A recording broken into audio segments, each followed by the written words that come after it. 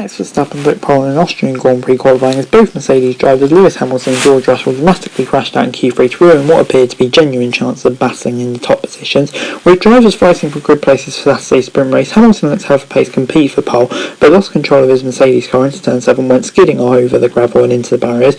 With no time on the board, Hamilton will start only 10th in the sprint. Remarkably, Russell then caused another red flag on his next final lap as he spun off into the barriers on the final corner, prompting anguish down in the Mercedes garage. They missed out on a huge opportunity. The stoppages left just over 2 minutes on the clock and time for one final lap for the remaining 8 drivers. Verstappen was leading, heading into a chaotic finale, but Charles Leclerc and Carlos Sainz both went faster than Red Bull on their laps to raid Ferrari hopes for 1-2. However, Verstappen kept his nerve on his last lap to post a 1:04.9, just 29 thousandths of a second quicker than Charles Leclerc. Verstappen led a huge reaction from his Dutch Orange Army at Spielberg's Red Bull ring, while many of the crowd also cheered Hamilton's crashing. Sergio Perez carrying 4th for Red Bull, but will report to the stewards after the session for alleged track limits breach when squeaking through Q2. This may leave Russell gaining a pace from the 5th he managed to secure before his crash. All appeared to be going for planned for Mercedes heading into Q3, with their upgraded W13 car continuing momentum from last weekend's British Grand Prix, and Hamilton's case looking like a pole contender. Hamilton set the fastest time at the start of Q2 and had similar pace to Verstappen and Leclerc through qualifying, but the 7-time world champion backed off over his first 2 flying laps in Q3 despite getting first sectors, and then after starting a 3rd push lap as well, he had a snap off the rear through turn 7 and went speeding off the track before stunning into the barrier sideways. "I'm so sorry guys," said Hamilton on team radio before he thankfully got out of the car and walked away. "It was a big hit, but I'm okay," he said in interviews afterwards.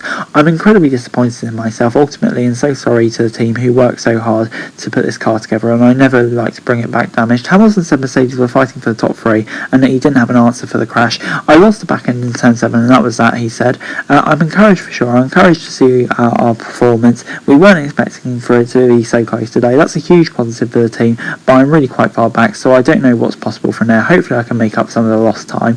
There were 5 minutes left remaining in Q3 after the first red flag, but Russell, who was less comfortable than Hamilton with the W13 on Friday, took much more speed over the final 10th corner and went spinning off into the barriers. "These 2 situations should never beat themselves up for crashing," said Toto Wolff. We've given them a car that wasn't on par for 10 races in a row, and now we're starting to come to terms and drive in front. It can happen that you just lose a car. I'd rather have a fast car in qualifying like this than not having the pace to be in the top 4 at all," he said.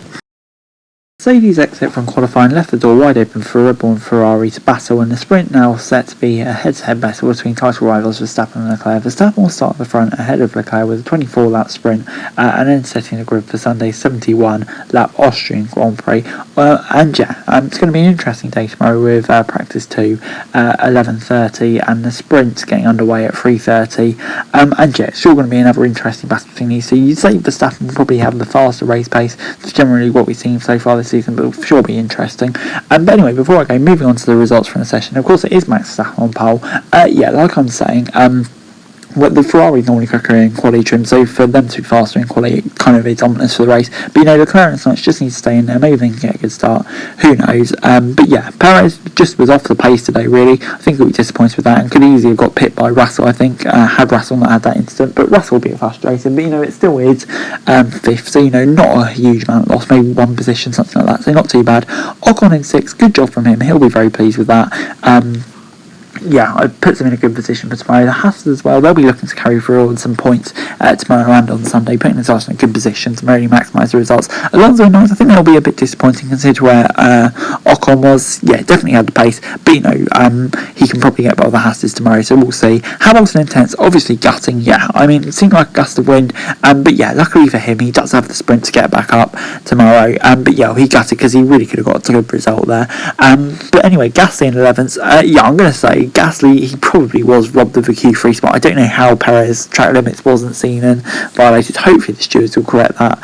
He'll be gutted with that. Albon in 12th. Finally, it's good signs for the Williams upgrade that we didn't quite get to see at Silverstone. So they'll be pleased with that. Bottas in 13th. Zhou in 18th. Really disappointing day for Alfa Romeo. I don't know if they'd set the car up more for the race, sorry. But I guess we'll have to see tomorrow and on Sunday. And then you've got Tsunoda in 14th. Disappointing for him. He's something really angry in an interview after the session, so I don't know what that was about. And then you have McLaren, just an absolute disaster day for them.